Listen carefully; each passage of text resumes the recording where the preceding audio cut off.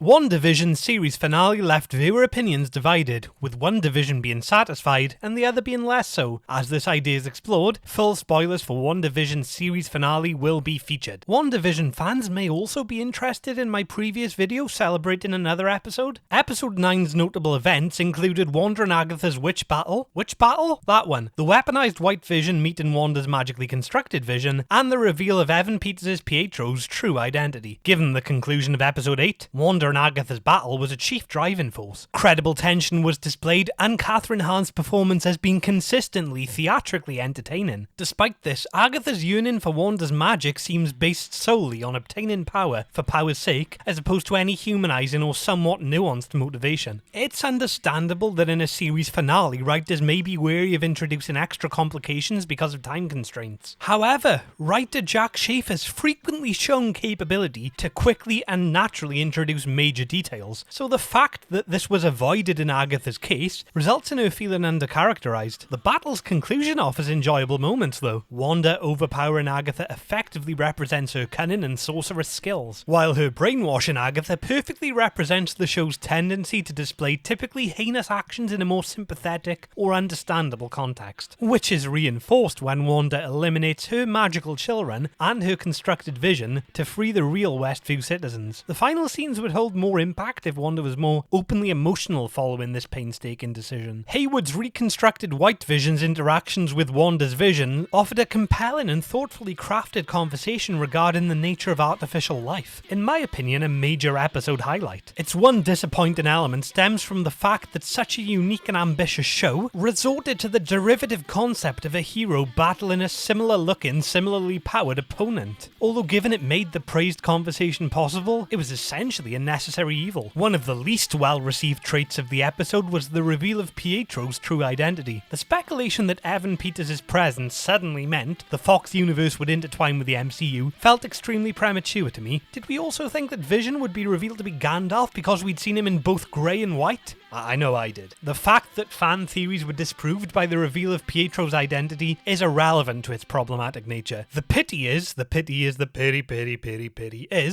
an opportunity to provide a more interesting backstory for this fake Pietro than being some ordinary unknown citizen who immediately disappears from the narrative after being very easily freed from a spell. Also, his name was the result of someone saying, "This scene really needs a joke about boners for some reason," and that joke will manifest itself as two people saying the word boner. That is the most necessary and cleverly constructed joke ever committed to screen. I'm a genius. Such an infuriatingly forced, crass and embarrassing moment for such an intelligent series. But in defense of this scene, it does, well, the good thing about it is, no, it's just terrible, let's move on. Other more minor and ultimately forgivable flaws include the underuse of Darcy, Monica and Jimmy, whose firmly established rivalry with Hayward is given precious little exposure. Other positives also exist. Wanda's final costume is well designed, blending comic book authenticity with a slightly more realistic approach. Her complex characterization continues, and several of the show's unique ideas regarding grief and morality remain present despite the slightly rushed presentation of said ideas. To conclude, I do think WandaVision's finale was disappointing, but this is mostly due to the high standards set by the series, as opposed to the individual quality of the episode itself.